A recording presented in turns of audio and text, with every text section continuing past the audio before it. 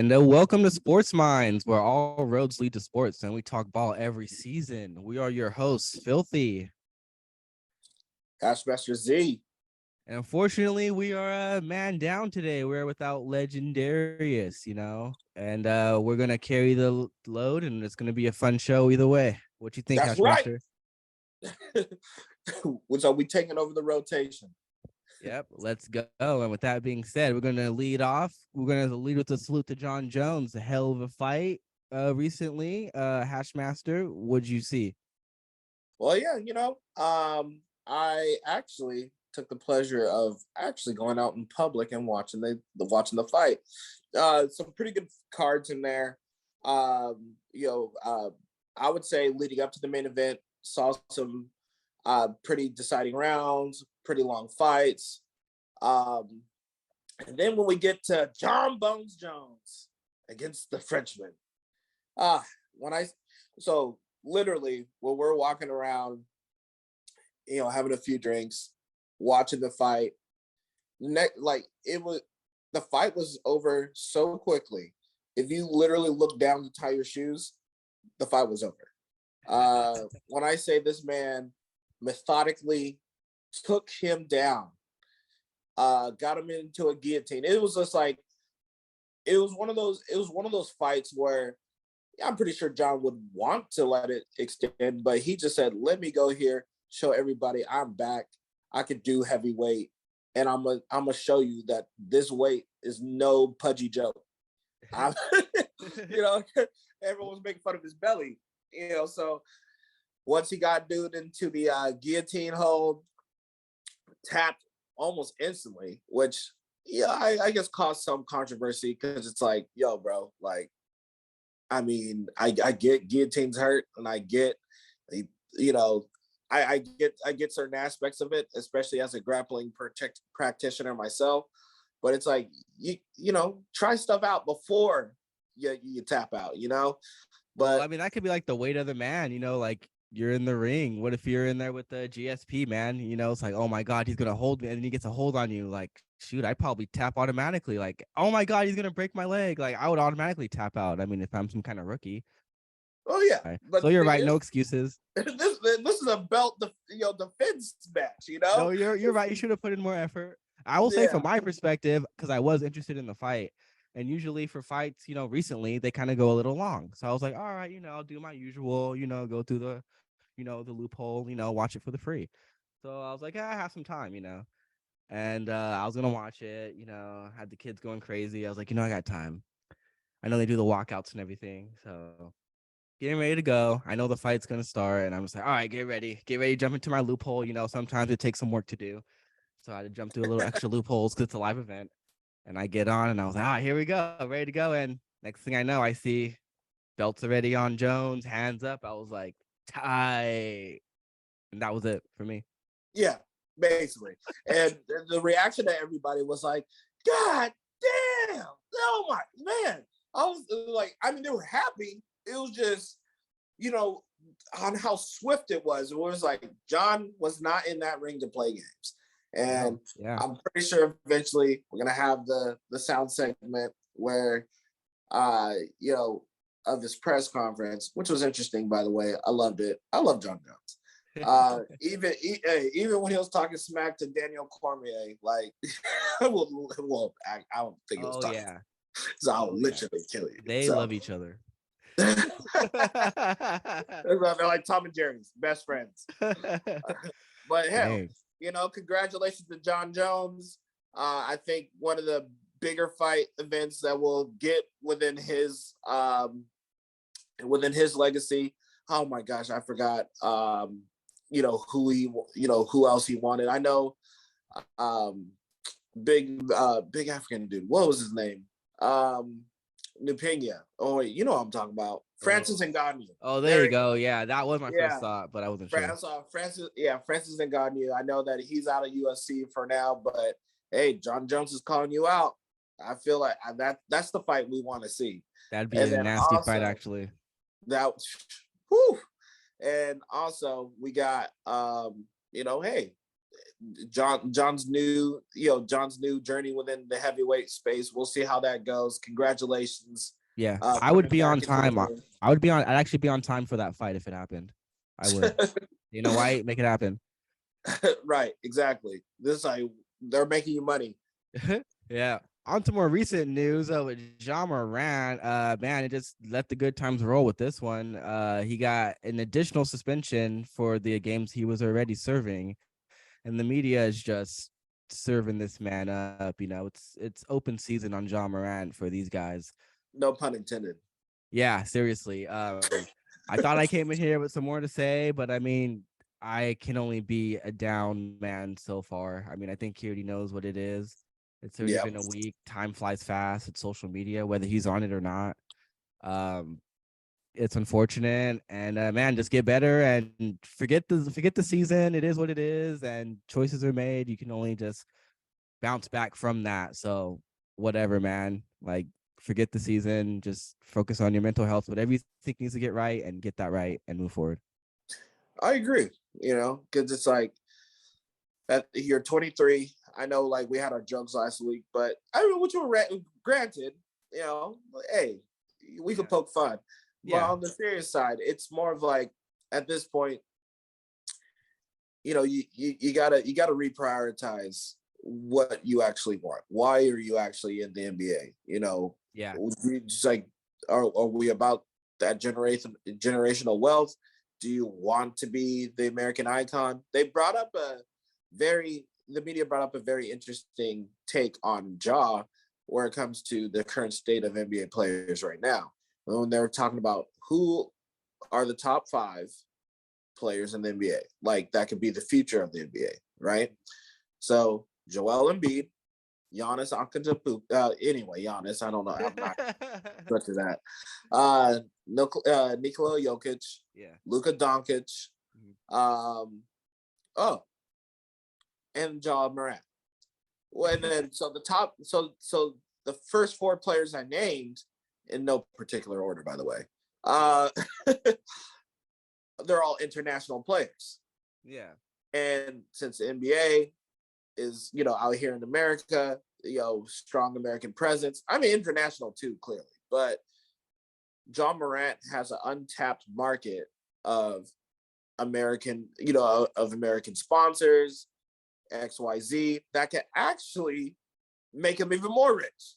Yeah. But if you're doing stuff like that, oh my gosh, you know, like you're missing out on, you know, ungodly amounts of amount of money right now. And yes, I know money is. I think he's in that position too, especially, you know, being a Black family, and we're both coming from Black families. You know, it's when you make a certain fuck up, no matter what it is, I mean, you're just never gonna live it down. So, like, I think no matter what, he's never gonna live this down, no matter whether the media buries it or not. This is stuff he's never gonna live it down. And I think as a part of, I know all families do this too, but, you know, strictly speaking, we're Black, and Black families, you fuck up certain things you say or do, you're not gonna live it down. And I know he's on the hook for that. So I know he wants to get right on that too. So exactly, just wishing him the best, man. And it is what it is. We can only move forward. It is what it is. Yeah. But after that, though, we had some main hot action, though, in the NFL world. We had some hot action with the combine. The combine very recently. The college's best and brightest that chose to be there showed out, you know, did the usual jockey, you know, showed off their strong the horse show, thoroughbred forms and stuff, whatever they said the DK when he ran his 40 that day. Right. He's a thoroughbred. Yeah, some shit like that. But we're gonna throw 15 minutes on the talk clock. Hashmaster, lead the way. All right. Well, stance on combine. So, I mean, I remember first watching it on NFL Network in high school. I really loved watching. You know, I really loved what I was seeing. We'll just say that, because it was like, oh wow, this is how they work out. This is what they need to do. This is what they need to work on. Understanding like combine scores, athletic scores, things like that, to where you put everything in perspective. And as time goes on, and as you tend to really understand the nuances of measurables or football, period. You know, one thing's for sure when it comes to the draft and combine, it's not in an exact science. You know, there's a little art to it as well. And I think that's like the balance a lot of these scouts have to really hone in on, instead of, glossing and drooling over somebody who's a physical beast and, could run as fast as the flash, jump over a building and stuff, and then overlooking somebody who on tape is a damn good football player. They just may not be, elite in certain athletic, test scores. And I think that's where I think more and more now the combine's getting a bit better in that respects, when it comes to like what, fans see, scouts see, and what front offices understand. So it's like a collective type of like, okay, yeah, you did good in the combine, but how good is your film?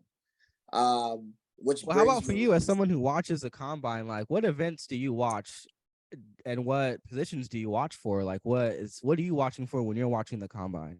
Are you watching everything like the analysts are doing, or are you just watching certain things? You care about the 40 more? You like the shuttle? Like, what are you looking for? So I watch the 40 just because it's like a track meet. Well, when it comes to like skill players, not O linemen, I just I don't care. But we'll throw in, since we're talking linemen, them running the 40, they have to adjust that, man. I mean, it became more vocal. I saw a lot of other analysts saying this too online, and even us, like, why linemen running 40 yards? I've never seen it unless I'm playing Madden. Right, because they don't, and I never understood it. And then when they're telling us that the only thing that matters for old linemen doing that sprint is the 10-yard, so why don't you just have them run a 20-yard dash? And then I don't think anyone would complain about an adjusted event for like certain type of skill positions. I think none of us would trip. Like, I don't think anyone wants to see a QB bench like 400 pounds. Like, for what? We need you to throw the ball 400 yards. Right. Yeah. Benching for a QB, that, like, I just feel like that is a moot point. Like, honestly, the bench press period, low key to me, where it's like, who are you benching on the field? It's like, get more into positional drills or workout specific stuff. I don't know, but it's just, there's certain things where we've gotten to the point in society to where things can evolve and change. And some of this stuff where it's like, how does this measure XYZ for this person? Let's just take it out. So I do agree with you on that. But as far as like what I watch, so 40-yard dash, certain positional drills. So let's say, for example, with the running backs, right? As a former back, I like to run. I like to watch running backs do their thing. So whether it's the 40, they're change of direction drills. So that's when they're taking the handoff, high kneeing through the bags, making a last minute jump cut or juke. Their pass catching drills just to see how good their hands are. That tells me a little bit more on how fluent of an athlete they are. And then kind of like, does this translate well on tape? Like what I see, whatever I see here in the combine, can I watch the same thing or close to it on tape? And that's just the combine period. And then of course, receivers, watching them catch the fade routes, running routes with the quarterbacks, the gauntlet drills. So, one of the main things that I like to see is the receiver. Like, I don't care how fast you are. It's just, can you run routes? Does it look crisp when you run them? And then in the gauntlet drills, are you catching with your hands? Or are you catching it close to your body? I agree. I totally enjoy watching the receiver portion of the combine. It's just so cool to see. Just, I mean, we all watch it like, oh, I could do that. Nah, they're actually moving extremely fast, and it's really cool to see. Just like when they do like the football ads, and someone's always catching it one-handed, whether they have a glove on or not. That shit is impressive, and it's really cool to see. So yeah, I'm with you. I like watching the receiver portion of the combine. Yep, exactly. And speaking of, I know that consensus was that the receiver class this year is kind of a little bit weaker than it was in years past, which is fine. Yeah. Um, but the QB class though, that's what everyone's going crazy about. Right. And in one QB in particular, Anthony effing Richardson. Yeah, I did see that. I saw the replay on that. For as someone who doesn't watch the combine as much, I don't see what the big deal is. What some of this stuff is, I will admit. But just to see him do the vertical, I was like, God damn! To see him do the 40, I was like, holy shit! Like this guy is crazy. So I mean, we'll cover that later. I won't get too ahead of myself, but I mean, I think there's major implications for where Richardson's going to go. But yeah, this QB class is very strong, and I think I'm actually looking forward to this draft. I usually don't, but in recent years, this one and the year before that were really exciting for me. This one I think is going to be really active as well. Same. And I think this is a strong DB class. I think this is a strong quarterback class. Well, not as strong as 2021 as far as prospects. Yeah, as like pure prospects, but it's like, okay, this is pretty good. CJ Stroud, to me, I'm just gonna say, is going to be, like, depending on where he goes, is going to be the best quarterback in this class. Especially in the first round. So, like, I like Bryce Young. Yeah. And I'm not gonna be one of those people. Well, he's too small. I don't know. Well, we have Russell Wilson and Kyler Murray, so get over it. It's like Doug Flutie before them, Drew Brees. Exactly. And then you have it's all about the line, guys. Forget about the height. Do you have a line to protect these quarterbacks? That's what it is. Right, exactly. But I think CJ Stroud, when it came to the throwing drills, he got lost into the Anthony Richardson hype. So Anthony Richardson, as we all know, compared to Josh Allen and Cam Newton, which I'll get to later, because it's like, I feel that's a fallacy, and I'll tell you why. But CJ Stroud, coming in there, didn't run the 40. We know he's athletic. We know he's fast. But, rightfully so. He wanted to show everybody pure thrower of the football, XYZ. He, and I do agree with him with his self-comparison as Joe Burrow and Deshaun Watson, Michael Vick, where it's like he could whip that ball, and he's saying Watson and Burrow because they're tough in the pocket and they could get, they play backyard football in the respectful sense. So it's like, that's my favorite person. But with Anthony Richardson, where it comes to his measurables, you're talking about a 6'5" guy, 244 pounds, 4'4", 340. Like, that's insane. And, it's like, okay, deservedly so. If you feel like you want to be called Cam Jackson, I'll go be it. But when you're in the SEC and you go 6-6, 17 touchdowns, 6 picks, which is not bad. But it's like, you're in the SEC in Florida with top tier weapons, and that's all we were able to see. You know what I mean? Yeah. And it's like Josh Allen played at Wyoming and had no NFL players, so his stats weren't going to reflect what he could truly do, because we saw what he was able to do in the Senior Bowl. And that's when I said, hey, you know what? I don't know what these scouts see in Baker Mayfield, who completed only 3 passes, like their checkdowns, but you have this Josh Allen kid rifling the ball to other seniors and looking good while doing it, So it's like, that's kind of like what I see, where it's like, okay, when you're up against other top talent, do you look like you belong? And Josh Allen, that's when I thought at the Senior Bowl was like, yo, this kid can play. Just don't know how well I don't know how good he's going to play. I just know he can play. Yeah. And then with Cam Newton, the whole, comparison with that, and even Lamar Jackson in college, it's like, you're talking about 2 of some of the best college football quarterbacks we've ever seen. And Anthony Richardson didn't live up to that. It's like, rightfully so. This is only his first year. It's only year starting. Yeah. But it's like, let's jump up the hype train. He's a physical freak, phenomenal.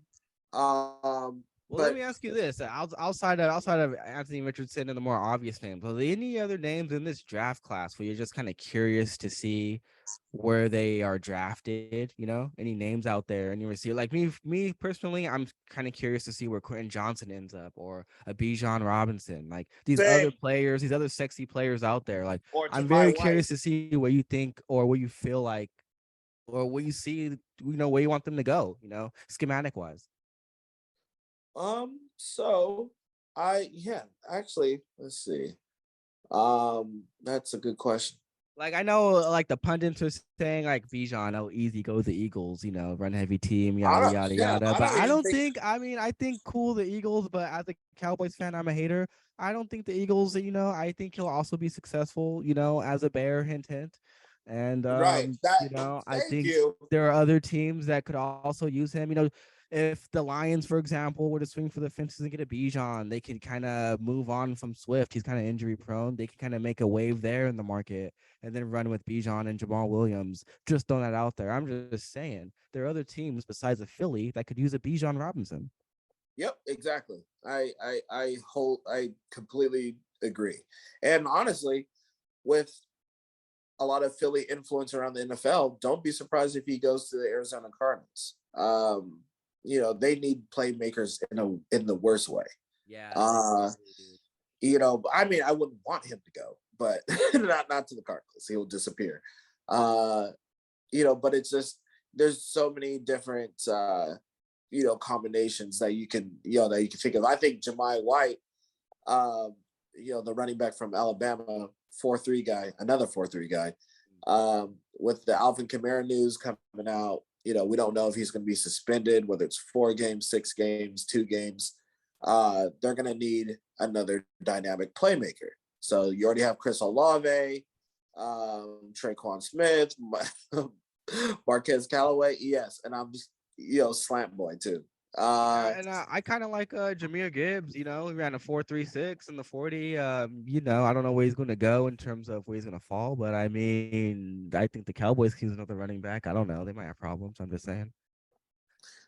Yeah, I totally. I'm just throwing it out there. I I mean, totally, we almost got a disgruntled running back playing for free who's I, unwilling to restructure. More on that later. I totally messed up Jahmyr Gibbs' name. My bad. I was thinking of. I don't know why I was thinking of Michael J. White for a second. All right, anyway. You're hilarious. I didn't even realize that's who you were talking about. Oh. Right. Oh my God. Well, we're on the same path. We both like Gibbs. Yeah, he was he's funky, man. Gibbs, he had some boosters on him. It is just like, okay, look, all this band needs to do is just get a small creases out. They, I know they compared him to Alvin Kamara and all that stuff. I was like, Alvin Kamara was 215 pounds and he ran a 4.5. Like he was quick, shifty, soft hands. Jahmyr Gibbs is a speedster, yeah. and he's physical too. So it's like you're just getting a souped up Alvin Kamara, or somebody more like along the lines of Travis Etienne, that type of play style where they know how to play football. They're just good at football.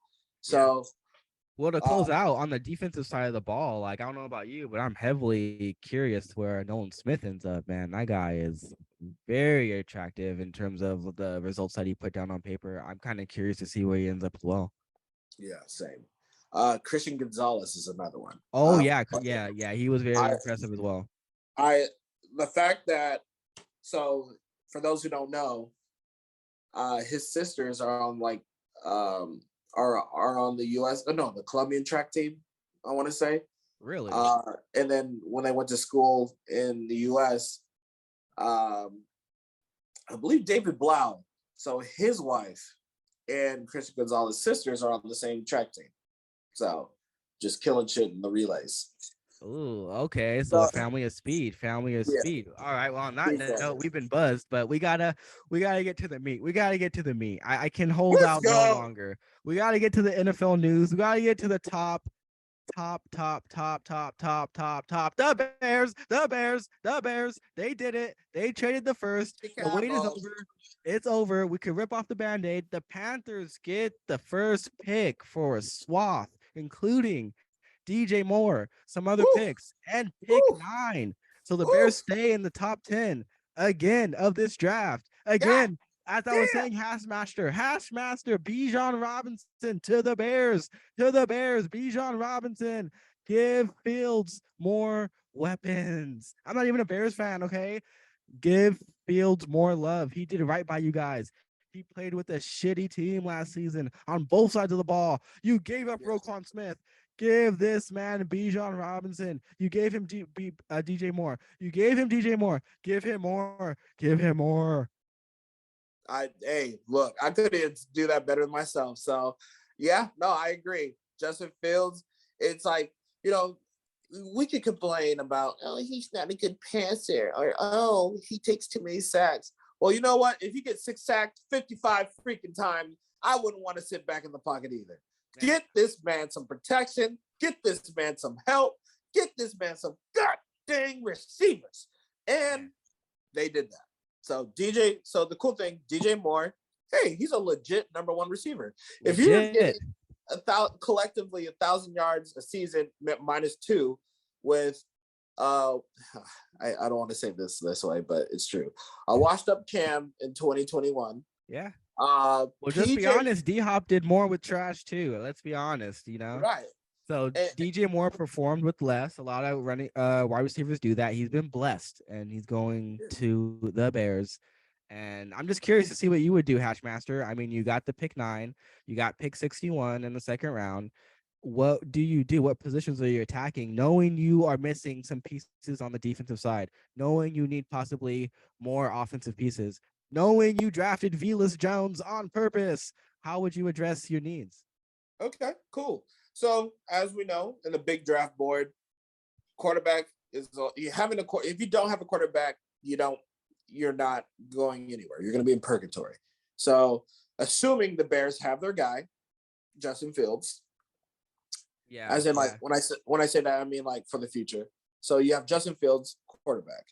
You have I like to go best player available versus drafting for need. Because if I'm gonna go for need, that's where I dip in for free agency, plug up some holes, and then I'll reevaluate and be like, yo, I want to get this, that to beef up stuff, and then go best player available. But for let's just say, for shits and gigs, if I'm picking 9th in this draft, I see Jalen Carter, or the other dude from Georgia, that 9. I don't know. It's like legal situations I know I'd be iffy on, but at the same time, best player available, if he's there, 9th overall pick, let's do it. I'm assuming any team that takes Carter, you're taking him with the possibility that he may miss time, just because we don't know how legal proceedings are going to go. Yeah, exactly. That's just being on the airing in the exploring the gray area, I assume that would be the reality. So I think any team that rolls the dice on Carter is going to be somewhat okay and not needy in that position. Right. And the thing about the Bears, which makes it tricky, is they're needy at that position. So, in which I can see that they address some of it, getting veteran leadership through free agency, since they have a lot on the cap. Yeah. So I can see that they need a corner, like another corner. And, so it's like, okay, Matt Eberflus, we know, is a defensive guy. So, we got DJ Moore via the draft. I mean, via a trade, who's 25 years old, 26. So I feel like you don't need to draft another receiver. You have Chase Claypool, who's more or less a second or third option anyway. Yeah, so you made a deal for him, so you're going to have to implement him into your offense. And he's 24, 25 years old. Yeah. And you got Darnell Mooney, who's you put him in the slot, let him work. He's a 1,000-yard receiver. And then, it's like, yeah, he didn't do much this year because he was hurt, but it's like he could play. So it sounds like you're leaning maybe on the defensive side for pick 9. Yes, because if you're giving up 27, 28 points a game, your offense it's a special day in hell when your offense scores over 28 points for the Bears. Yeah. So it's like I would get blue chip players on the defensive side. Christian Gonzalez, maybe. See, exactly. Oh well, shit. I'm just putting my GM hat on. I'm just thinking about it. If I'm pick 9, it's what's wrong with the little bit of a reach here, especially if my offense is somewhat addressed. Right, I can see that. But at the same time, you need somebody to rush the passer, because when it comes to position of importance in NFL, quarterback, left tackle, pass rush, and then enter whatever you want at that point, whatever your philosophy is. Corners are important. And then, of course, if you have a shutdown guy or a technical guy, that pretty much is right behind the edge rusher, because that you just handled one half of your field right there. Yeah. Yeah.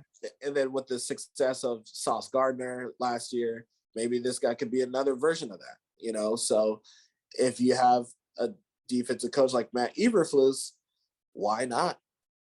So I would go pass rusher or corner there as well.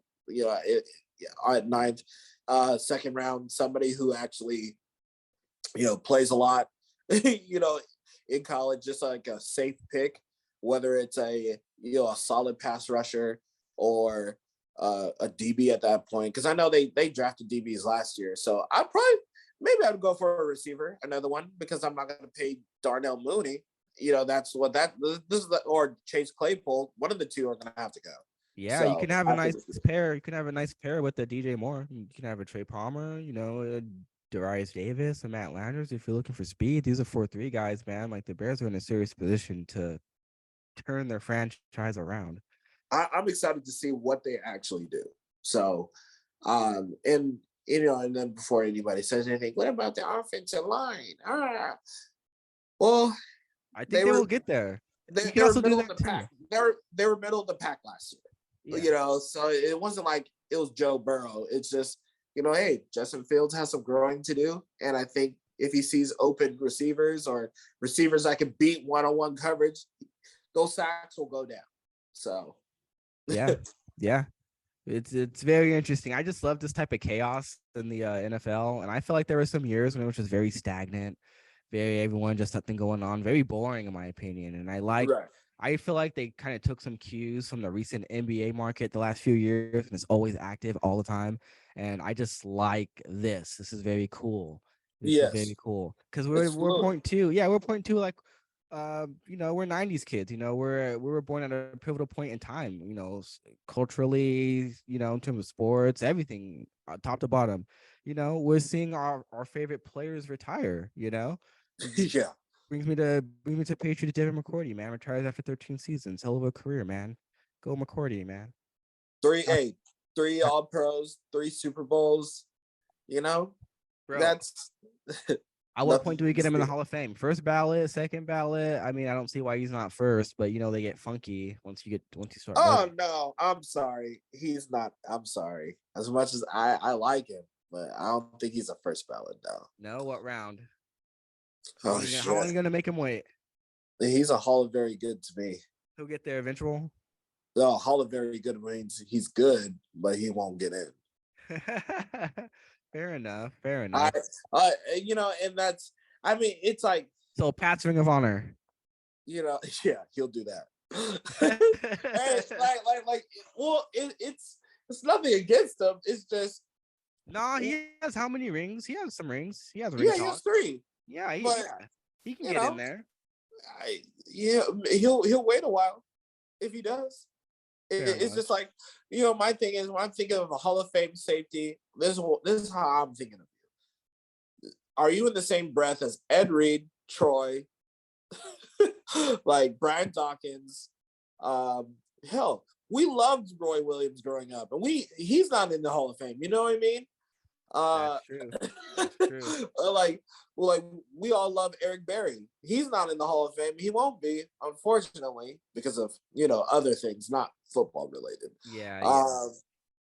Earl Thomas is they said Earl Thomas is a borderline, Hall of Famer, where I I think I would disagree. I think he is one, because that Legion of Boom, those defensive years, like that, not a lot of people could say they manned one of the most dominant secondaries, actually the most dominant secondary of all time.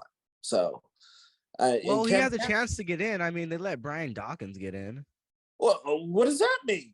Brian Dawkins was one of the best. I mean, yeah, he was, but I mean, shit, dude. I was saying, hey, take the ego bias out.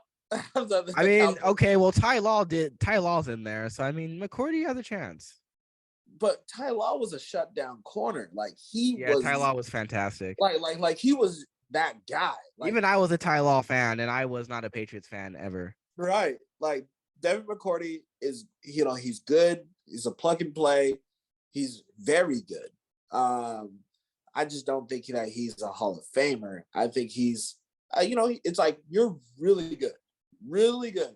It just sucks that people named Ed Reed and Troy Polamalu and other great safeties exist, because that's how I'm going to, like, it's like when they're about to play a game and it's like, oh, Devin McCourty's up. Like, yo, we got to watch see what he does. It's like more of like, okay, this is cool. Oh shit, he made him play. Oh damn, he good. Wait, hold on. And then it's like, you forget about it. I don't know. Like, but congratulations. 13 years in the NFL is no small feat whatsoever. So you got 3 rings out of it. So if you do make it, congratulations. But that's just what I honestly used to say. Anytime as a football player, you can leave on your own 2 feet when you want to and not be told to in terms of injury, then hey, I guess that's also a success. That's a huge success. Yeah. Speaking of success, will Derek Carr find success on Tanola? 4 years, $150 million. Man, you know what? I feel like the Carr and the Saints, they both literally had a come to Jesus moment, and it was a match made in Christ. And it totally makes sense that he would go to the Saints of all teams, both saintly type people. And, he gets in with his brethren, man, and it totally makes sense. He gets to play in a dome. He gets to dodge all the weather. He has Michael Thomas. Maybe that kind of gets Michael Thomas kind of willing to restructure and get back out there on the field. Suddenly he feels 100% healthy. They can figure out, they already have a tight end who can double for, any other position. So they got their trick play guy. They have to figure out their running back situation through the draft or their other positions. Their defense is already implemented. Derek Carr, he upgraded. He definitely upgraded. Yeah. And one thing that the Saints have that the Raiders never did have, other than a competent owner, pretty good GM. Oh yeah, a really good defense. There you go. They were number 5 all year last year, and all the and it's like, I get it. He doesn't have Sean Payton. Dennis Allen's he's not my favorite coach. But I get it. They have a relationship together because Dennis Allen drafted him and believed in him. So why not? And the biggest irony in Derek Carr's career is how religious he is, and he plays in these certain cities. So it's like Las Vegas and New Orleans, Sin City, Party City, but it kind of matches him, like he's not a Southern guy per se, but he's like he has a Southern spirit. Exactly. He's an old soul. Yeah. I saw this on NFL Live. Shout out NFL Live. I love you guys. But I was watching them, and they made this very interesting point on with Derek Carr being with the Raiders, whether it was Vegas and Oakland. They, like you mentioned, they were never that good of a defense, and they always gave up an average of like about 25-ish points a game. Well, if I'm a quarterback, that kind of puts me in the bind. I'm kind of on the hook for at least 3 touchdowns. So, that's where like the comeback kid kind of narrative kind of came through the last couple seasons when they were like upsetting teams. Well, if I go to the Saints and the Saints are kind of averaging about 20-ish points a game, shit, depending on the day, I'm leading the game-winning drive, or I'm securing the 3 points at the end of the game versus having to force the ball and make the play. And now I'm injured or someone's on the hook and something goes wrong. Like he's in a way better position, and I'm very curious to see how they play out. And I'm also shout out to the Saints, man. They somehow found $150. I mean, I'm sorry, $150 million. They somehow found it. I don't know. Yeah, right. And then this whole time they're talking about they're in cap hell, which they actually are. But it's hey, they if you know we'll get to that stuff later. But Yeah. let's just say We do our best not to pocket watch over here on Sports Minds, which is ironic because now we got to talk about Geno going back to Seattle for 3 years and 105 milli. Geno yeah, stays well in deserved. Seattle. Well deserved. And the thing about Geno Smith, I think that's making him be more of like he's probably one of the most relatable quarterbacks in the league, right? You know, he's gone through some struggles. We all know his story. He was a second round pick for the Jets. Struggled a little bit under Rex Ryan. He was actually the laughing stock of the league for those young NFL fans. He was the joke of the NFL for quite a long time.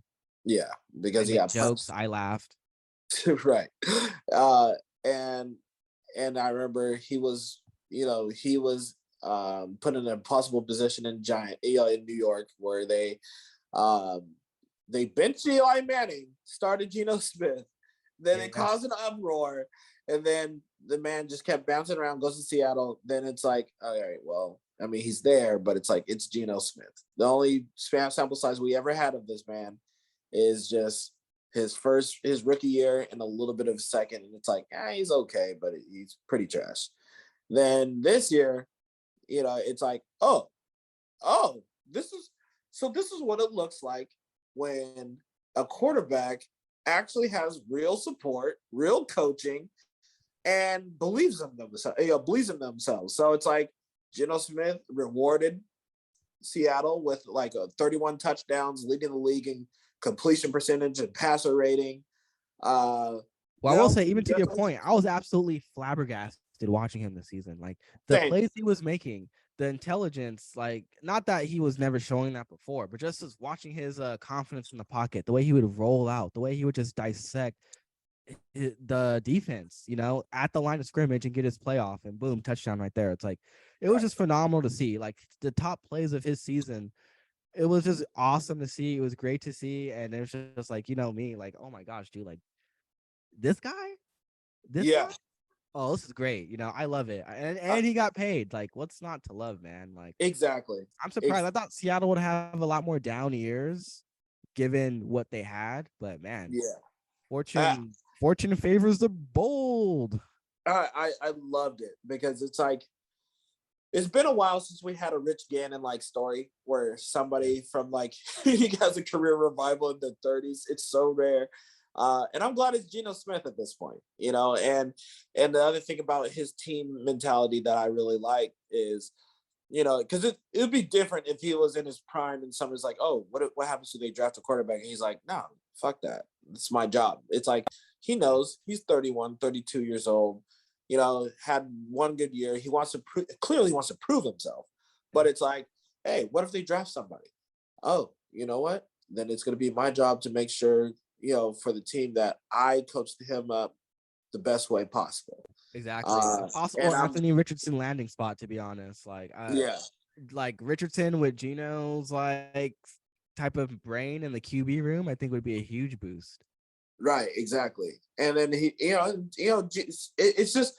refreshing to see certain athletes, or actually athletes period, be self-aware with things. So speaking of self-aware or lack thereof, Aaron Rodgers. It continues. It continues. But you know what? I think there is light at the end of the tunnel. Because it seems like, yes, it's down to Green Bay or New York. I mean, who cares? But I'm not sure if you saw this. I forgot who it was, but one of the Packers bigwigs, he came out and was like, we're getting down to the end of this. Like, forget it. Like, we don't care if Rodgers is here or not. We need an ending. And I think that's about as finalizing as you can say. If I'm waiting to hash things out with my girl and we haven't talked and she's like, let's just get it over with, I think I have my answer. You're right. Exactly. Lane, we needed to talk today. And I'm like, dang, it's over. Yeah. I mean, if I'm Rodgers, just get your money. If it's all about the money, get your money. Work it out to work it out. If New York's willing to take on that load, go ahead. If you have to, whatever minutia you have to do to get it done, get it done. I don't see how you can play in Green Bay with a straight face. They clearly want to move on. Well, he clearly wants to move on. This is Yeah. Aaron Rodgers' fault. Yeah. So it's like, it's like, oh, they didn't support him all these years. This man has had support. I don't like, okay, first round receiver. Okay, you know how many bust there, first round picks there are, period. So it's like, what if you miss? Yeah. Like any sort of relationship, both sides didn't help each other. Like you said, Green Bay didn't really help him after a certain point. Rodgers wasn't really, he was phoning it in. I think we all saw that at various points during games. You're right. Exactly. And, it's gotten sour, and we all need the ending. So everyone in media can have their ending. So right. Exactly. Send them to New York.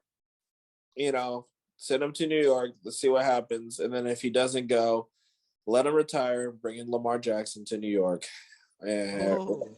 or Green Bay. We'll see. We'll see. Well, speaking of cutting ties, Adam Thielen out there. Been 9 seasons. Had a killer time in Minnesota, and they cut him. He's one of the killer Vikings. I mean, he has to go in their Ring of Honor without a doubt. But at 29, he had some injuries, nothing too serious, if I remember. No, he did have 1 or 2 serious injuries that kept him out recently. But I mean, what do you do for Thielen, Hashmaster? Where do you go from here? I mean, the last couple of years for him, he's been nicked up with like soft tissue injuries, but that's a veteran presence, somebody who can run routes. He's a third receiver at this point. And maybe he goes somewhere where he revitalizes for a year. But I think with all the the toll that his body has gone through, I think he's got like maybe 1 or 2 solid years left. So it's like, if you're going to sign him, it's probably going to be in a depending on his goals. Like if he's trying to win a Super Bowl, all right, he'll probably be the 3rd, 4th option, really be there for veteran leadership. If he goes to a rebuilding situation, get more money. Once again, veteran presence. He could be a security blanket. I mean, the guy could. I would say he could still play. Fuck it, go to the Chiefs. Just go to the Chiefs, man. Right. That's even just ring hop. Just go to the Chiefs. Exactly. You go out for 5 plays a game in the goal line, and you'll get a ring. Just go to the Chiefs. Just win it, man. You deserve it. Yeah, it's fine. It's fine. But on to someone who is actually doing what you're doing and just going around collecting checks. Robert Woods, 2-year deal to the Texans, 2-year, $15 million, 10 guaranteed. Way to go. Well, yeah. Hey, once again, veteran leadership. You got the money. Yeah. I mean, if Brandon Cooks stays, I mean, that's Woods and Cooks. That's pretty cool. I mean, that's nothing to sneeze at. They can definitely produce. They just need a quarterback. We have to see what they do coming that day. Can Woods produce still? I mean, you're right. Coming off that injury he hasn't really been consistent at all. Yeah. But that's the scary part. I did feel like he did a mistake going to Tennessee, because Tennessee, they don't pass the ball a lot. So, I mean, I don't know why you would go there other than money, and you did. But that was a step back. Get yours. Yeah. Speaking of getting yours and stuff like that, I don't know. I was trying to think of something clever, but I couldn't. But anyway, it's fine. Our boys in Dallas. Yeah. Woo! I'm actually surprised they did this. I'm surprised. Me too. Yeah. Me too. They clear up about 30 mil in cap space. Dak, the leader, the field general, my quarterback. He go in, he reworked his deal. Zach Martin, veteran leadership, hell of a guy. Reworked his deal, fit up cap space. They're already tight. Everyone knows not much money. A lot of free agents on that team. A lot of those pieces on both sides of the ball, they're leaving. We have Pollard for the 10. I'm not excited about the tag, but we are strapped for cash. Right. I put it this way: I wouldn't shell a huge amount of money to Pollard yet, but I mean, you know what? That's the crazy thing about running backs. It's like yet, then that would be like then when, because it's like if you're a running back, you want to get your money now because you don't know. But Zeke. Yeah, if you're Zeke, apparently the answer is never. Way to go, my guy.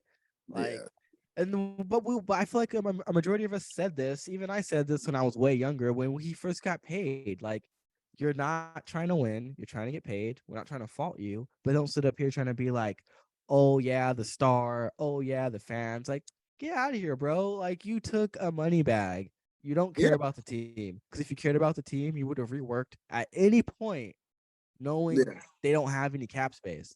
If you're really trying to be a leader and you're really trying to walk your talk or talk your walk, however you want to say it, Zeke, you rework your deal when Cooper gets dumped and there's no offense. There's no offensive weapons, and you know that. Yeah, I'm not saying you're on the hook to give up money. You're not, right? Everyone can do whatever with their own stuff. I'm not saying that. Oh yeah. If you're trying to win and you're trying to bring a ring to this organization, speaking as a fan, you work your deal knowing Dak has no one serious to throw to outside of CeeDee Lamb, right? Yeah. But your biggest contribution is what? To be the center. Got it. Yeah, so when it comes to players and reworking, it's like certain positions I'd be like, hell no, I wouldn't rework my contract. No, obviously I'm a running back. This is it. This is all I got. Yeah. Quarterbacks, y'all make $200 million. I know y'all can move some shit around, but if I'm in Zeke's position, I get paid. I still lead the league in rushing or top 3, and I'm like, okay, cool. And then I start getting hurt, nicked, and now I can't make. I can't make a snail miss. Yeah. At that point, I'd be like, self-awareness, like we talked about earlier. Yeah, you know what? I made my money. Like, I made it. I have endorsements. I can move this around so we can win this championship, and maybe I can re-up later. Which, in the running back's case, he won't. But having that type of thought process, yeah, why not? Because all you're doing is hurting the running back market by sitting there gobbling up money and averaging 3 points, like 8 yards per carry, 3.6. I don't know. He's almost averaging Ray Rice numbers. Okay. Yeah. Like, this is what we're dealing with right now. Yeah. When Ray Rice got hurt. Yes. I remember that. Yeah. Like, I'm respectful. I've been a Dallas fan for an extremely long time. And I give respect to the players, and I totally respect Zeke and everything like that. But it comes to a point where you're making the relationship sour. Okay. We just talked about this earlier with Aaron Rodgers. You're making it sour. Okay. Yeah. We get your contribution. You think you can still play? Go play somewhere else. DeMarco Murray got ran into the ground. What did he do? He went to what? Was that Tennessee he went next season, or did he go to Philly? He went to Philly first, and then he went to Tennessee. And exactly. Tennessee.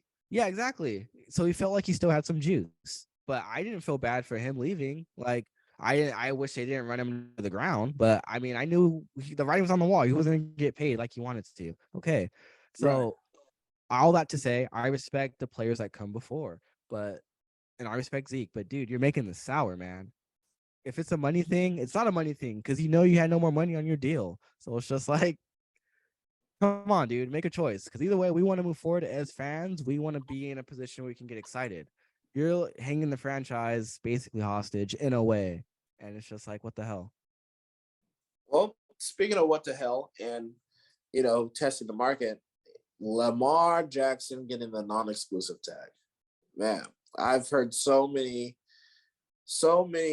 different player perspectives on this. And one thing that most of them, I would say overwhelmingly, like 75 to 80% of them said. Well, before we get to the players, what do you think about it? Because even my opinion keeps switching back and forth on it, like on a daily basis. How are you currently feeling about it? I feel I'm firm on it being a slap in the face. Because at the end of the day, Baltimore's not known for having quarterbacks. Joe Flacco, he got hot one postseason and never got hot again. He was never a regular season darling. as a pocket passer, he passed for 24 freaking yards in his playoff debut. You know what I mean? But yet we killed Lamar for not, for X, Y, Z, this, that, and the third. So that's all I'm saying.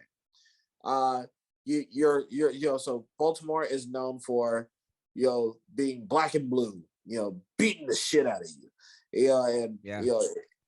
and then you have a quarterback who low key fits that. Well, I mean, if he was Cam, then I'd be like, okay, that's probably like more accurate. But with Lamar, it's like, we're gonna play dirty. So we're gonna play close games, grind you out, and my explosiveness is the reason why that will be up there in NFL averages as far as like 25 points a game scored, while the defense is giving up 17.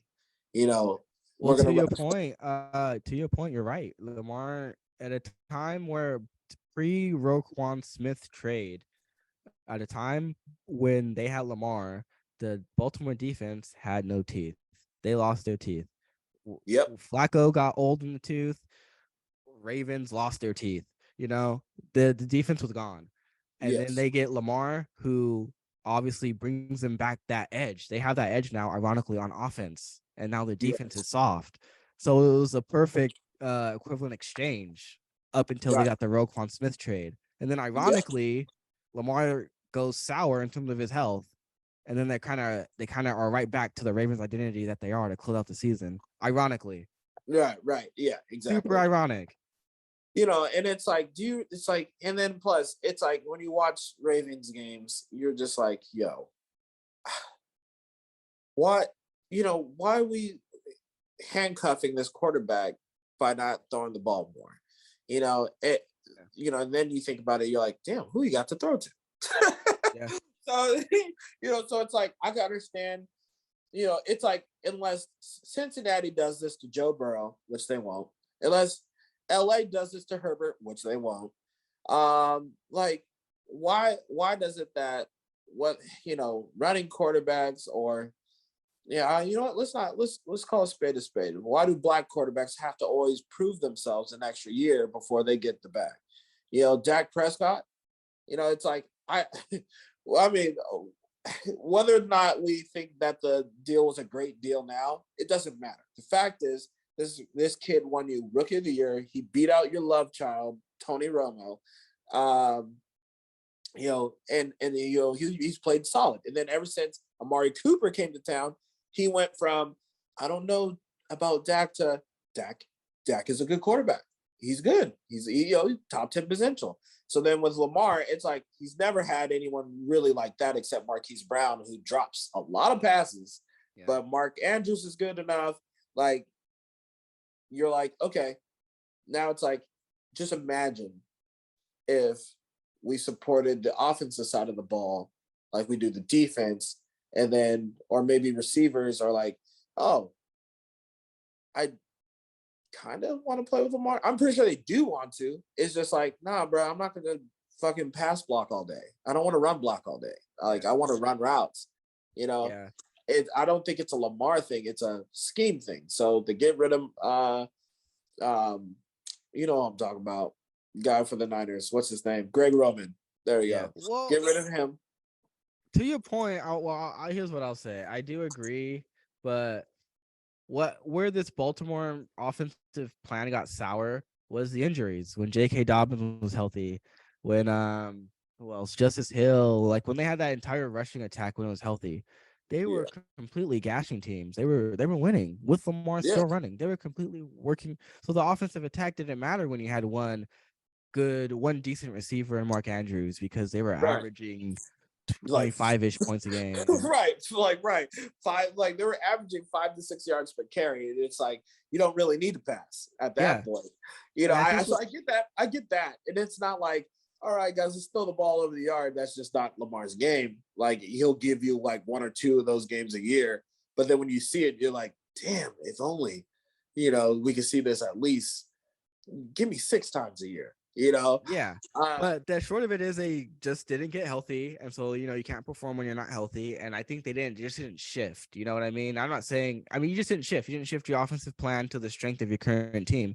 And it is what it is. I mean, he got injured anyway. So Huntley had to lead the charge. But anyways, he was playing without a contract anyways. So this whole thing gets dicey because his whole dice roll was, I'm going to play without a contract, get us to the Super Bowl, quote unquote, and then you really have to pay me, which is a very respectable dice roll. And look what happens. It didn't happen. Now, here where we are, you're tagged for about $30-ish million, and it's a non-exclusive tag. But I think where we're getting too far from, I want to pull us back to, is what I've been thinking too, because I'm a conspiracy theory kind of guy. I'll own up to it. I got lots of tinfoil hats back here. But is it possibly collusion? Because it doesn't make sense how I give you an open tag or a non-exclusive tag for 30-ish million, and the only twist is you match my offer and I get 2 first-round picks. Kind of a fair price for a prime quarterback who is super dynamic and a former MVP. What am I talking about here? I'll give up the first two picks, and the Falcons come out. We're not interested. What? The Dolphins. We're not interested. What? Teams who need quarterbacks are saying they're not interested, and along with other teams that said they're not interested. How are you not entertaining a Lamar Jackson for 2 measly first-round picks that may not even pan out? And at first, I was like, yes, the Ravens are going to match. I was like, originally, he's going to stay because the Ravens are going to match. So it doesn't matter because you're not going to give up 2 first-round picks. But then I thought about it. This relationship is so negative to where, and the whole crux of it is Lamar is his own agent. So I don't know what that's like, but I'm sure it's a pain in the ass because it's contacts and X, Y, and Z and talking and all this other stuff. So because you have no agent, there's all this other stuff that Lamar basically has to do for himself. And it's just like, that's a lot of work. But if you're a franchise, how you not roll the dice? Yeah. Oh, well, when you name those franchises, what do they have in common? They're fucking losers. Well, so, yeah, I have to pull up the full list to see who's already out, but I know Atlanta said they were out. I believe the Dolphins said they were out. There were like 5 teams total that said they were out. And at least 2 of them needed quarterbacks. Yeah, and Raiders like the Niners. The Niners have no quarterback. They have injured quarterbacks. Well, did they say that they were out? That's true. They didn't, because I saw a report that said they would be willing to listen. They'd be willing to talk to them. You know what I mean? Like there's a market out there for them. I think what the Ravens are doing, which is why I'm like, it's tough because it's like, if I'm Lamar, I'm pretty sure he loves his teammates, and his teammates love him. They've been backing him. And it's like, I want to come back, but it's like, do I want to play for that team? And then it's like, oh, go ahead, see what you're worth out there, blah, blah. $230 million, $250 million guaranteed fully. I don't think you're going to get it, bud. That's pretty much how they're talking to him. Like, oh, yeah, you can try. We'll see what they say about you. And then you'll come crawling back to us. That was the condescending stuff that I read through it. Where at this point, I think, on the Rich Eisen show, Rich mentions that one of the most spiteful moves that could happen with the Lamar saga is Dan Snyder on his way out after the owners are pushing him to get out. Before he sells his team, he looks at the owners, gives the finger, fuck you, I'm going to pay Lamar Jackson a $250 million guaranteed contract, and now you have to deal with the NFLPA, and now all these players are going to get guaranteed contracts. Good luck.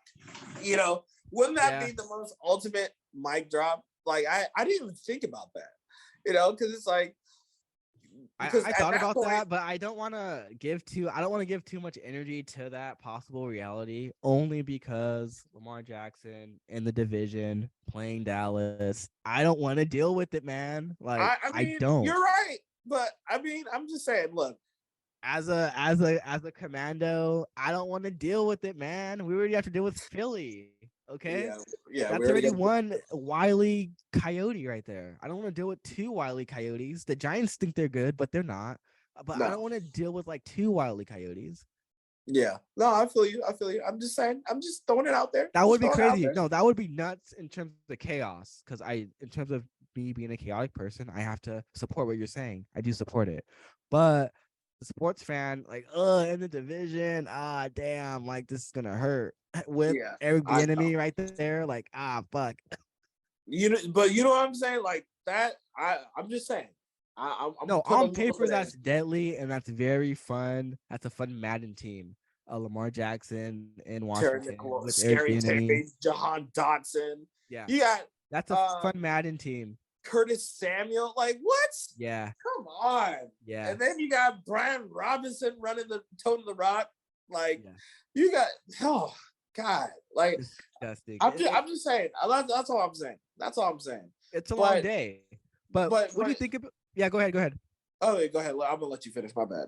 No, I was gonna say though, just to going back to it, if we're tagging Lamar for about 32 million, Daniel Jones just got cash 40. We're valuing Daniel Jones more than a Lamar Jackson. That makes absolutely no sense. Zero fucking sense. Because if you're telling me, he's hurt, Lamar, I was like, he was only hurt back-to-back years. That's not a trend. Freak situations. And I personally think he could have missed like just 1 week last year, but he decided, I don't have a long-term deal. I lost. I will take the L this season. It's fine. Like, the crazy part is, man, I'm just playing. My mind's just running now. Like, if I'm the Jets, how do you not say, fuck this Aaron Rodgers deal? You're old. Lamar Jackson, you're young. You're sexy. You're hot right now. Come through. yeah, You don't. The Jets don't need the first round picks. They're already going to be in bed with the Packers. So just go exactly. get Lamar. You already have the money too. Fuck that. What are we talking about here? The Jets are instant contenders with Lamar. Exactly. You know, I think it's just mainly because it's a primary bias around the league that, pocket passers, and this Aaron Rodgers is going to the Hall of Fame, which he is, rightfully so. He's a 4-time MVP or 5-time, I don't know. Refer to earlier episodes to my thoughts on Aaron Rodgers. But it's just, but it's like, why, if you're a coach, your job is to coach up players, make them to the best of their potential. So if you bring in Lamar Jackson and you coach him up the way you're supposed to, like, and you have weapons. You have Garrett Wilson. That's what I'm saying. Corey Davis is not really that, but at least he's solid enough. He's effective when he's available. Right. That's what I'm saying. He's injury prone. You're right. Elijah Moore, who Elijah Moore. I think would fit in perfectly with Lamar. Definitely. And then get a tight end because CJ Uzomah is not it. Tight end. It's what's his name? Tyler Conklin. Oh, Jesus. Anyway, yeah. And then, of course, you got that nasty-ass defense. So it's like a defense that just got better, who traded a 7th to the Ravens for Chuck Clark, by the way. So they just got better. They got Chuck Clark. They got better. They're letting James Robinson walk. Okay, so they believe in Breece Hall and his recovery as well. So their team's good. They're just missing a quarterback. And I'm just saying, if I'm the Jets organization, why am I going to roll the dice on an older quarterback who's 1 sack away from us going back to Zach Wilson when I can be in the hunt for a 26-year-old dynamic quarterback? Exactly. But I think it's just, we'll see. It's going to be interesting because free agency. I don't see Lamar in Baltimore. The more I talk about it with you, I don't see him wearing a Ravens jersey. It's kind of fortunate that Legendarius isn't here because he'd be just blowing up right now. But I don't see him there because they disrespected the man in negotiations. Yes. Disrespected him all season long. They couldn't give him the money he was even asking for. We both know as fans that Deshaun Watson is not equal to or greater than Lamar Jackson. So Correct. What he's asking for is totally fair. Do you want to pay that as an organization? No. Blame the Haslams for paying him in the first place. Right. And don't make Lamar the example of it. Don't make an example out of him. Pay the man. Pay him. Because you're about to lose out on a very nice car because you don't want to pay the insurance. Right. But the car is about to take you to the top show. You're about to get a trophy, man. Yeah. And then of course, we already heard DaCosta, talking about like it's hard to find a receiver. It is, but it's like, bro, you guys have to stop thinking like run heavy 65% of the time. If it's a more balanced offense, like figure out like what you play to your player's strengths as a passer, or even like what Rashad Bateman said, like as a receiver, like play to our strengths. But you know what? I think that's kind of BS why he said that though, and I am still on the side of Bateman. What's wrong with giving older players incentive-laden contracts? What's wrong with Right. giving mid-level players, who are open free agents who can still play? And the complaint is Lamar has no help. You can't just find someone with decent hands. That's what your scout team is for. You can't give an incentive-based $5 million-ish contract. Exactly. Come on, dude. How can we immediately think about this? Hey, how about this? You retain Lamar, go get Adam Thielen. Whoa. Like, what are we talking about here? We can easily try and bandage a Lamar situation. Yeah. If the Ravens really want to do that. And the Ravens are not dumb. They're a Super Bowl winning organization. 2 times. So they know what they're doing. 2 times. So they know what they're doing. Yeah. So they don't know. So you don't know how to do right by this incredible quarterback. Exactly. Oh, is it a money thing, or is it some other bias that you already had all this time, and now this money thing is just making it more obvious? Right. Exactly. But we'll see. Go and get your draft picks, and don't try and collude. Maybe that's not it, right? Maybe that's too deep off the deep end. Maybe they're not colluding, but maybe help him get a new team then, and get your new first round picks. What? No, I think you're on par with the collusion, because it's like it's too. You can't prove it. That's the thing, because people just say, "Oh, I don't want to talk to you. I don't want to talk to you." It doesn't mean that they're colluding, but they know what they're doing. You know what I mean? Anyway, we could get into this all day. Yeah, but let's move on all day. Let's move on to the next. Let's move on to the next. So we could talk about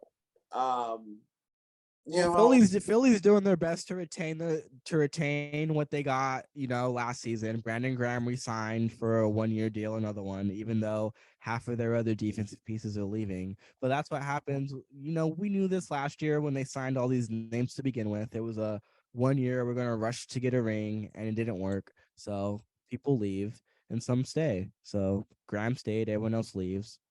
Broncos, Chase Edmonds goes, Ronald Darby goes. I like Darby. Come to Dallas. Chase Edmonds, go away. Rams, cut Leonard Floyd. Come to Dallas.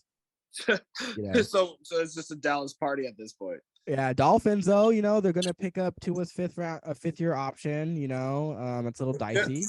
It's dicey. It's like if he finished the year without like 10 concussions, I'd have been like, that's a great move. But now I'm like, see.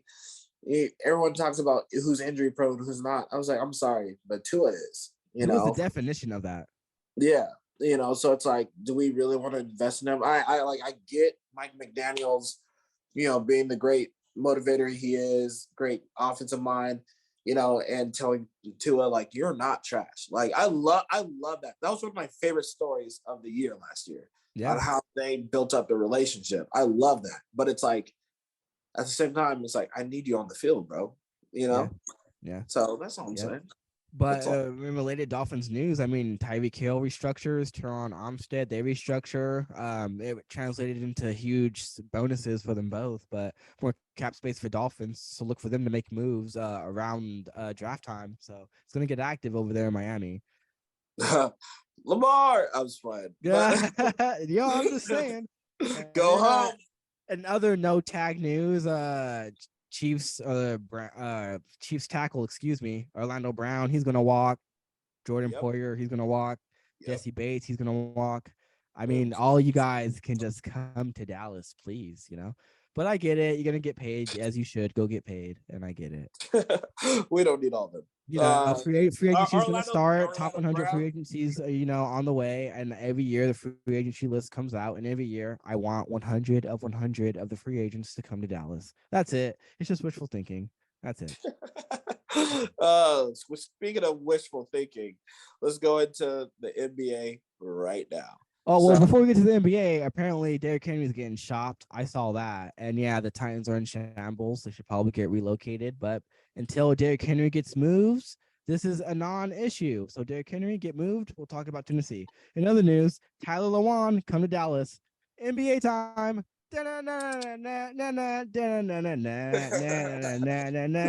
Los Angeles Lakers. The Lakers came through again. Once again, they are locked into the 9 seed with another W. Riding hot.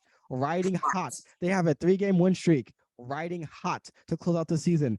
They were talking about the play-in. They were talking about the play-in. What about the playoffs? The playoffs. Because the Lakers can get as high as the 5. They can get as high as the 5 seed, man. Everything is so close and everyone is getting so bad. We can just float right up there to the 5 seed. Forget the play-in. Just float right up there to the 5. And I think that's what's gonna happen, especially after what I saw last night with D'Lo coming back. So incredible play, and that's what I was telling Legendarius offline. We were missing D'Lo's points. We have D'Lo's points, the averages, we win more, and we saw that right here. Dude, the second half was crazy. The fourth quarter, electric, man. Austin Reeves, a breath of fresh air, man. He took over the beginning of the fourth. Incredible. Yes, he did. The funny thing is, I don't know if you saw the meme of LeBron James coaching up Austin Reeves, like when Austin Reeves was like just like another guy, and then when LeBron got hurt, like basically now this year it's Austin Reeves coaching up the younger dudes, and you can tell it in his play, like he's playing with confidence. So it's like he is big time. I think I don't know the status of LeBron's foot, but it's like once that man comes back. And everyone's been gelling together. It's like, I think, number one, I think LeBron's going to play off ball more. Just so he could, everyone else could get their rhythm, and then he could demand the ball whenever. Yeah, he could do less. He doesn't have to take over the game. He doesn't have to ball hog. He doesn't have to do that because that's why you traded for D'Lo. He's right there. You do less, LeBron. Like, do less. Pretend D Wade is here, but then do that. Do way less. Don't do anything, bro. Just sit back.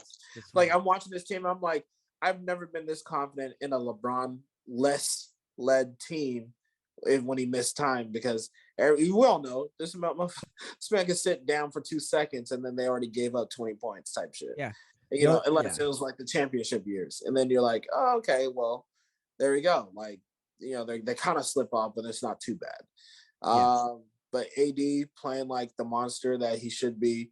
And speaking of monsters, Joel in freaking Embiid. Yeah, he did again. Somehow he did again. He a buzzer beater. Did you see the play? Actually, that one in particular, no, I did not. I watched.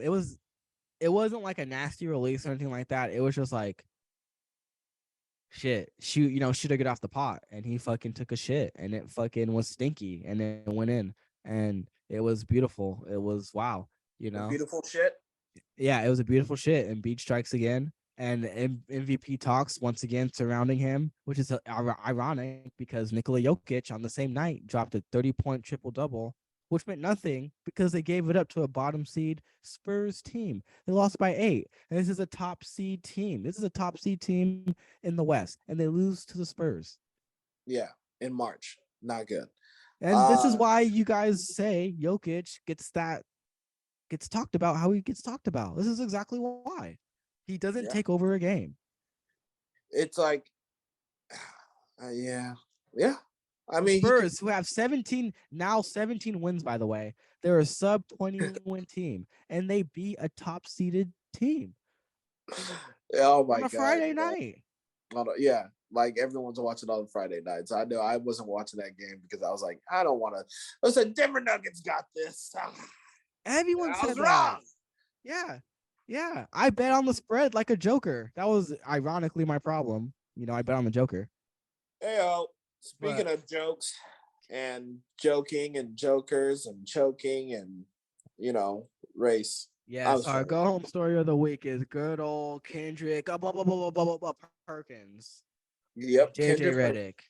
Okay. So I heard different perspectives on this too, and I'll come with mine. But For those who don't know, they're on First Take. JJ Redick and Perkins, they were talking. I forget exactly what the topic was. I think Hashmaster has it more recalled than I do, but they end up getting into it, and it devolves into like a conversation about race.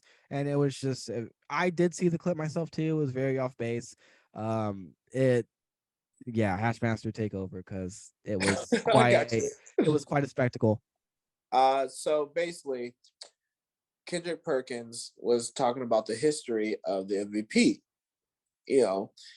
and he said that since 1990, that if you're voted into the MVP, you're at least in the top 10 in scoring. Well, basically top 10 in scoring. And then we all know about the aberrations, as far as like Steve Nash, Nikola Jokic, and who's next? I think there was somebody else that was kind of like, yeah, they shouldn't have won, but they won. I think that was it. Giannis? No. But either way.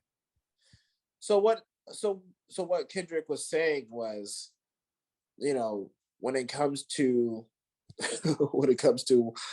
certain white players doing triple doubles, all that stuff, or getting their teammates involved, playing team basketball, they've gotten, he didn't say, they get more of like a media pass, because after the way I saw it, Giannis won 2 straight MVPs, and then when he didn't win the championship, they literally kind of just said, we're done with Giannis right now because he's going to be PER Prince. He's going to, look efficient, and then he's going to choke in the playoffs. And then Jokic made it to a conference finals once, but got like absolutely destroyed with no Vaseline.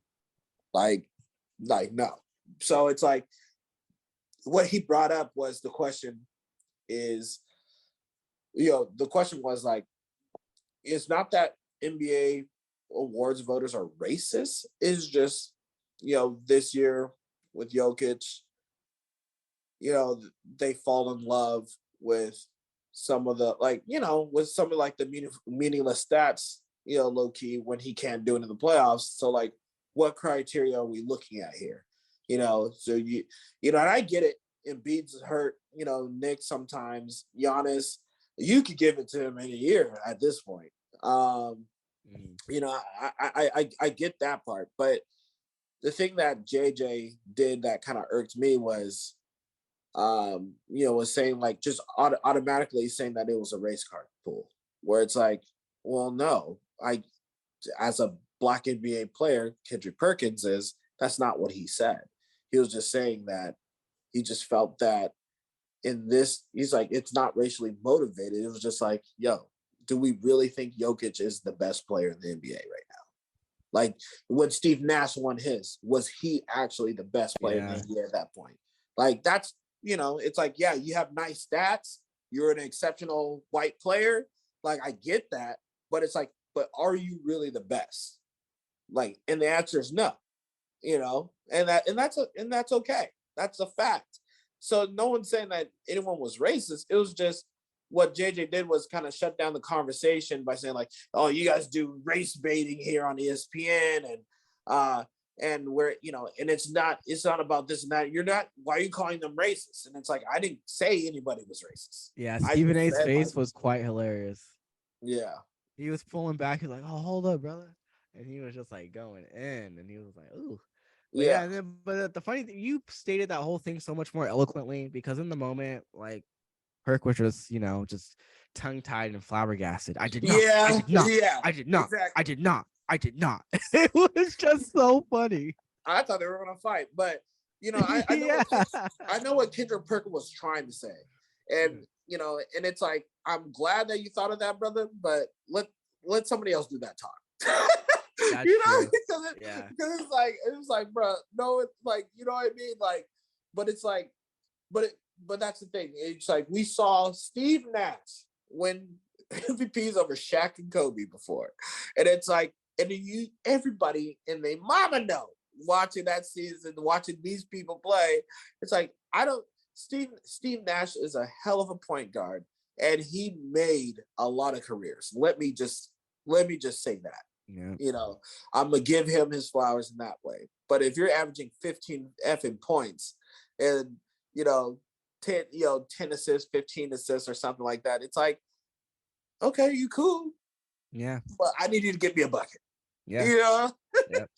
And I totally insist, young listeners that only know Steve Nash by name, I insist you look up as many highlights as you can on the old YouTube. Talk to your friends and family that are NBA fans. Steve Nash was a treasure.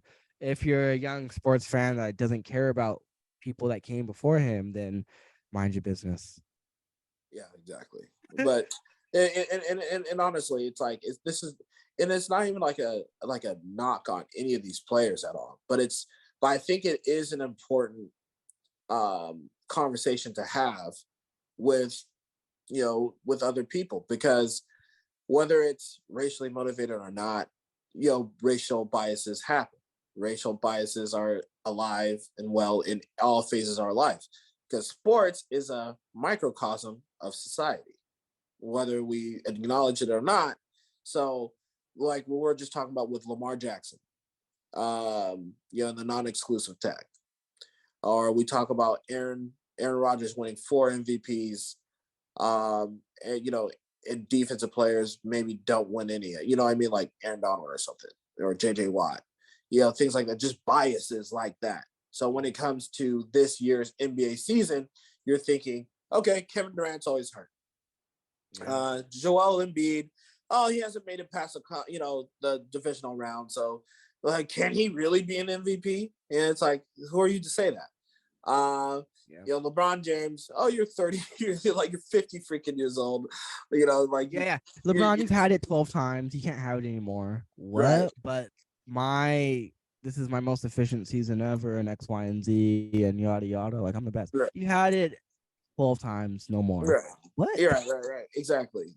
Or Steph Curry, you play on a really good team and you're the best shooter alive, so you'll be okay. It's like, no, Steph Curry, you keep breaking your own records. We're gonna give it to someone else who's broken zero records. And it's like, don't get me wrong, Jokic is a great player. He's phenomenal. He's number 1 or 2 best passing big man I've ever seen. But it's like, when we start just giving it to people because the story is better. Like, what's Jokic's story this year? Like, if we're talking about That's MVP true. being like a storyline based thing, well, what it has in recent years, but it's like, what's the story of this season? It's like, okay, his story is back. Well, his story is the Westbrook OKC story after they dumped Durant, or after Durant left. It's them succeeding without big names. Like, right. No one really there. But that's not the story. I mean, they traded Bones Highland. He was super effective. I mean, they didn't really have anyone that's really making you want to watch a Nuggets game outside of Jokic. I mean, MPJ, I mean, he's cool, but like you said, it's not a sexy team. So. You're right. And maybe that's like what Jokic is falling victim of. But until he makes it to the conference finals or NBA finals, let's stop with this talk. But either way, that rant is over. Yeah, but hey, that's it. That's the show. That's Sports Minds for the week. Thank you for hanging out with us. We have absolutely zero sponsors, but if we did, we would put your ad right here and somewhere else in the episode. But but hey, we'll see about next week. Hopefully Legendarius will be back, but if not, I have no problem teaming up with Hashmaster once again. Yes, sir. And of course, after every video, y'all know what it is. Like and subscribe to our channels. We're on all streaming platforms, so I guess just for the popular stuff: TikTok, Instagram, Spotify. Well, you can like our stuff on Spotify. I'm on Instagram, but follow us on Spotify. So anyway, y'all have a good day. Yeah, we exist everywhere. Be safe, be good. Until next time. Out.